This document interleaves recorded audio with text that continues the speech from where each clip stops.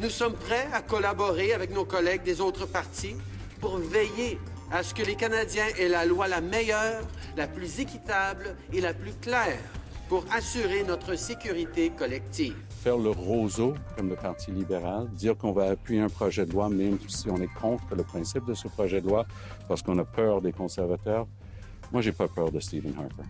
Mais, Monsieur le Président, c'est un gros bon sens d'assurer que toutes nos forces de police et toutes nos agences de sécurité ont des pouvoirs de contrer les menaces de sécurité et de terrorisme. C'est un gros bon sens. C'est la raison pour laquelle la population canadienne appuie ce projet de loi par une grande majorité. Oui, les Canadiens appuient la lutte du gouvernement contre le terrorisme, mais en connaissent-ils le prix? Alors que le projet de loi antiterrorisme du gouvernement Harper, le C-51, fait l'objet de débats aux communes cette semaine, des ex-premiers ministres, des ex-juges de la Cour suprême ont pris la parole pour exhorter le gouvernement à faire preuve de discernement dans l'élaboration de la loi. Comment cette question donc va-t-elle influencer l'année électorale? Je retrouve Tasha, Michel et Daniel. Bonsoir à vous trois.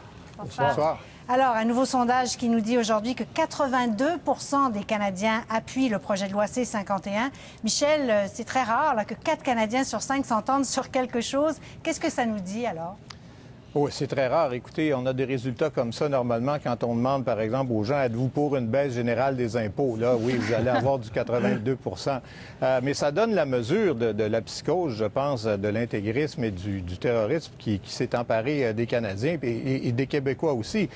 Les sondages le disent, mais on le voit là, quand c'est rendu que des musulmans ne sont pas capables de s'ouvrir un lieu de prière, une mosquée, dans le parc industriel de Shawinigan.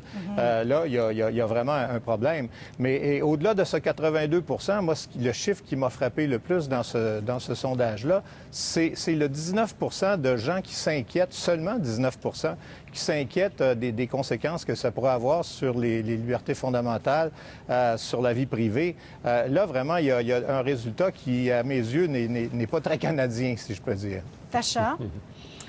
Bien, ça ne me surprend pas à cause de toutes les nouvelles qu'on a concernant le terrorisme qui continue, qui se multiplie de pays en pays, les attentats qui se font, qui frappent ici à cause du fait que ça nous a frappé aussi à Ottawa et à Québec. Alors, c'est quelque chose avec lequel les Canadiens identifient. Maintenant, moi, ce qui m'a frappé le plus là-dedans, c'est un autre chiffre de 69 % de gens qui pensent qu'il devrait y avoir plus de surveillance sur les pouvoirs policiers, les nouveaux pouvoirs qui sont donnés. Et là, vraiment, je pense que c'est une position que les conservateurs auraient dû adopter, c'est-à-dire ce serait un compromis avec l'opposition, avec les libéraux qui demandent ça, effectivement. L'NPD oppose carrément le projet. Mais ça me surprend qu'ils sont pas allés plus loin, les conservateurs, dans ce sens-là. Mais à part de ça, je pense que les conservateurs voient ça, disent, bon, la population est en faveur, on fonce, on va avoir un très fort débat en faveur de ce projet. Oui, justement, en année électorale, est-ce que c'est pas un sondage, Daniel, qui vient un peu sceller tout le débat? Parce que ça risque d'être une question très importante pendant Oui, ce sera Stephen Harper va en faire une question très importante. Il a raison de le faire. Le sondage d'aujourd'hui et ceux qu'on avait lundi à Radio-Canada le démontrent clairement. Il n'y a aucun doute là-dessus. Ça va être une question importante. Est-ce que le contexte au moment de l'élection en octobre prochain sera le même? Est-ce que ça aura changé? Est-ce qu'il y aura eu de nouveaux actes terroristes qui feront craindre encore davantage les Canadiens? La question est assez claire. Entre les droits et les libertés et la sécurité, qu'est-ce que vous préférez? Harper a sa réponse. Les Canadiens sont prêts à faire bien des sacrifices, à avaler bien des couleuvres pour être bien protégés, pour assurer leur sécurité. Bon, alors les Canadiens sont assez unanimes sur cette question-là. La classe politique, par contre, est divisée. On a vu le NPD qui va voter contre ce projet de loi. Les libéraux, donc, qui vont voter pour, mais qui voudraient certains amendements. Et aujourd'hui, cette sortie de plusieurs anciens premiers ministres et anciens juges de la Cour suprême, notamment, plusieurs personnalités, donc, qui mettent en garde le gouvernement conservateur. Il y a quand même un appel à la prudence. Tasha, est-ce que ça vient mettre de la pression sur Justin Trudeau? Bien, quand M. Chrétien et M. Martin et même M. Turner sortent de l'ombre pour signer ce projet, oui, écoute, il brise la ligne, on pourrait dire, de dirigeants du Parti libéral qui militent en faveur des droits individuels et qui disent, bon, on devrait hésiter avant de compromettre la liberté personnelle en faveur de la sécurité. Et je pense que ça envoie un message très fort. M. Trudeau a choisi d'appuyer ce projet de loi.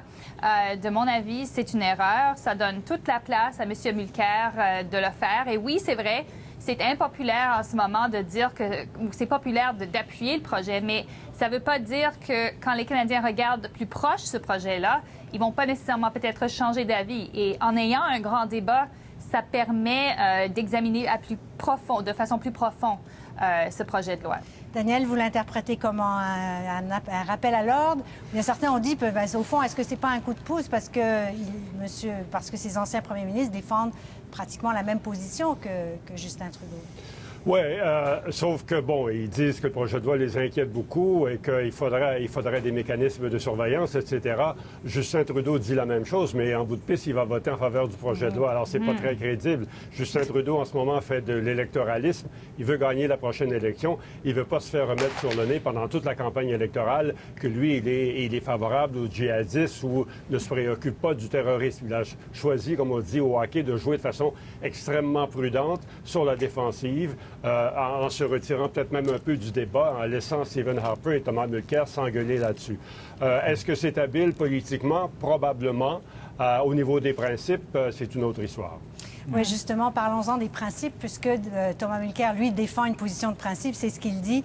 Michel, est-ce que c'est pas risqué quand on voit l'appui de la population quand même pour ce projet de loi? Sur le coup, de façon immédiate, oui, ça a l'air évidemment risqué, mais je pense que ça fait partie d'une stratégie plus globale de M. Mulcair, qui veut, en toutes circonstances, finalement, sur tous les sujets, apparaître comme l'alternative à tous ceux qui ne veulent plus des conservateurs. Alors, lui, il se présente comme l'homme de principe, l'homme ferme sur ces principes-là, tandis que M. Trudeau, comme M. Mulcair le décrit, apparaît comme un roseau, un conservateur mou, finalement, sur des questions comme celle-là. Et on dira, plusieurs diront que, bon, M. Mulcair représente une vision romantique un peu attardée du Canada, ce pacifisme, etc. Mais je vous signale quand même que c'est dans la lignée du NPD. Souvenez-vous, à l'époque des mesures de guerre, en 70, le NPD s'y était opposé. Alors, M. Mulcair ne sort pas comme ça une nouvelle position d'un chapeau. C'est tout à fait conséquent avec la philosophie de son parti. Oui, il faut dire aussi que la sortie d'Ed Broadbent la semaine dernière, celle de Roy Romano, deux espèces d'éminences grises du nouveau Parti démocratique, a mis beaucoup de pression sur M. Mulcair. Il était peut-être tenté, lui aussi, pour sauver les meubles au Québec, de dire, ben oui, on va l'approuver en se pinçant le nez. Mais là, il n'y avait pas le choix, parce qu'à partir du moment où les traditionnels du NPD vous disent, écoutez, l'électoralisme, c'est une chose, on a des principes, on va les défendre et vous allez vous tenir debout. Je pense que Thomas Mulcair n'a pas eu le choix. Oui, Tasha? Bien, je l'ai mentionné, ces sorties-là, mais aussi le fait que si on se rappelle, en 1992, le projet de loi de Charlottetown, l'accord de Charlottetown, qui avait tellement d'appui quand c'est sorti, et à la fin de la journée, ça a été défait dans un référendum parce que pendant le débat, le plus que les gens le regardaient, le plus qu'ils n'aimaient pas ce projet. Alors, il y a toujours le risque. On peut même aussi mettre la Charte québécoise là-dedans récemment. Ça n'a pas porté fruit aux élections. Alors, c'est pas clair que si, à un moment donné, la population est en faveur, que dans 6 mois, dans l'élection, ils vont avoir le même œil sur le projet. Alors, on verra. Vous avez entendu tout à l'heure les commentaires. Est-ce que Stephen Harper a finalement pas mal d'influence sur M. Couillard? Certains ont parlé de, je ne sais pas si je vais pouvoir le répéter comme il faut, mais de harpérisation. C'est ça que Jean-François Lisée disait. Parce qu'il veut museler un peu ses ministres, en tout cas à l'entrée du Conseil des ministres. Michel, pourquoi cette consigne maintenant? Oui, bien, on n'est pas encore à la harperisation de l'Assemblée nationale, je crois pas. Mais non, je pense que c'est vraiment le résultat, ou en tout cas la sortie de M. Bolduc qui a fait le tour du monde. Quand on dit une connerie qui fait le tour du monde, c'est gênant quand même pour le chef du gouvernement. Sur les fouilles à nu, qui devaient être faites respectueusement. Oui, tout le monde a fait des gorges chaudes de ça. Et M. Bolduc, à un moment donné, vous savez, quand ça se répète, et dans le cas de M. Bolduc, c'est vraiment un récidiviste, journalistes, mais il n'est pas le seul. On a eu cette semaine, par exemple, Mme Veil qui a dit qu'elle pourrait très bien engager un intégriste dans son bureau. À un moment donné, quand on multiplie les incidents comme ceux-là, ça devient la nouvelle du jour. Et là, le gouvernement, depuis le début de la semaine, on le voit, là, a perdu le contrôle du message là, de façon très claire. Et ça fait plusieurs fois, souvenez-vous, à l'automne, c'était la ministre de la Famille qui, jour après jour, se contredisait, disait des inepties. Je pense que là, M. Couillard en a assez et il s'est dit, bon, ben là, on va resserrer les cordeaux. Mais en même temps, Daniel, les ministres ne sont-ils pas imputables? Les journalistes devraient pouvoir leur poser des questions, surtout à un ministre dont c'est le dossier quand même. Le matin, est-ce qu'il ne devrait pas avoir été informé sur ce qui se passe, ce qu'il y a dans les journaux, ce qu'on entend à la radio? Écoutez, j'ai envie d'être méchant et de vous dire peut-être qu'il a été informé, peut-être qu'on lui a remis des notes explicatives, peut-être qu'il les a lues, peut-être qu'il ne les a pas lues, peut-être qu'il ne les a pas compris.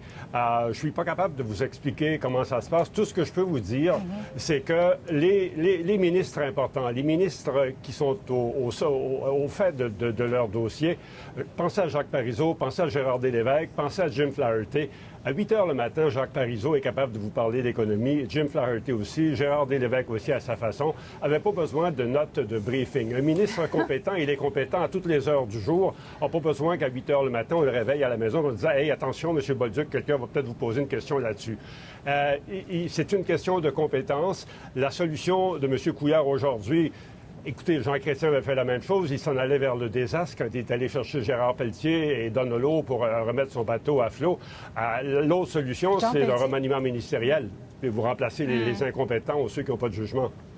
Tacha, quand même, est-ce qu'on peut comparer ça à ce qui se fait à Ottawa? Parce que M. Harper est quand même très strict avec les journalistes. Oui, le bureau du premier ministre est très strict, c'est-à-dire que tout doit passer par le centre, comme c'est appelé, si c'est une communication écrite ou une présentation ou quoi que ce soit. Mais ça ne va pas aussi loin dans le sens que ici, c'est vraiment, ça infantilise, je trouve, les ministres, de leur dire que vous ne pouvez parler pas avant, mais oui après, quand vous avez reçu votre leçon de la journée. Il aurait dû faire ça d'une façon moins gauche. Vraiment, c'est trop évident ce que M. Couillard a fait parce qu'effectivement, ça permet la comparaison avec Ottawa où, oui, les ministres sont assez contrôlés dans ce qu'ils disent.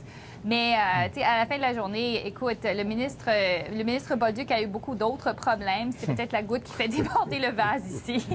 Michel, qu'est-ce que ça révèle quand même sur les problèmes de communication? Parce que M. Couillard a quand même... Ça a pris 48 heures avant que lui-même ait une ligne et quelque chose de très définitif dans cette question-là des fouilles à nu. Oui, bon, mais là, il y a deux problèmes différents. Il y a le problème de communication. Moi, je vois plutôt, je rejoins Daniel, un problème de compétence.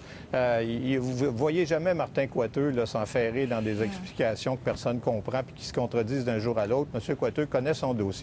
Il n'est pas normal que des gens qui sont à la tête d'un ministère depuis bientôt 1 an se mettent les pieds dans les plats jour après jour. Ça prend un remaniement et qui a déjà, à mon sens, trop tardé. Maintenant, pour ce qui est de M. Couillard, lui, là, c'est un cas un peu différent. Et ce cas-là l'illustre bien. M. Couillard est un esprit cérébral, c'est un scientifique. Alors lui, il n'arrive pas, je pense, à saisir l'émotion qui peut s'emparer de la population sur un sujet comme celui-là. Alors, M. Couillard a répondu en disant, voyons d'abord les faits. Et écoutez, quand il y a une fouille à nu comme ça, tout le monde pense à ses propres enfants. Là, on ne veut pas une analyse factuelle et scientifique. On veut savoir de la bouche du premier ministre quand ça va arrêter ces affaires-là. Et M. Couillard, dans plusieurs dossiers, c'est la même chose du côté, je pense, dans le dossier de l'intégrisme, a beaucoup de mal à saisir le sentiment profond de la population. Alors, dans ce sens-là, ça rejoint un peu M. Harper, on pourrait dire. Parce que c'est un type de personnalité qui est plus de raison que de cœur, oui, certainement.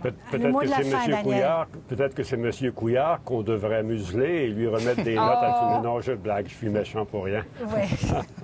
mais Michel a raison. Écoutez, il n'a que lui à blâmer aussi, parce qu'il y a eu plusieurs virages à 180 degrés qui venaient directement du premier ministre. Alors, on verra comment les journalistes vont pouvoir continuer à faire leur travail. On verra tout ça avec vous, Michel. Merci beaucoup à vous trois. Au revoir. Au revoir.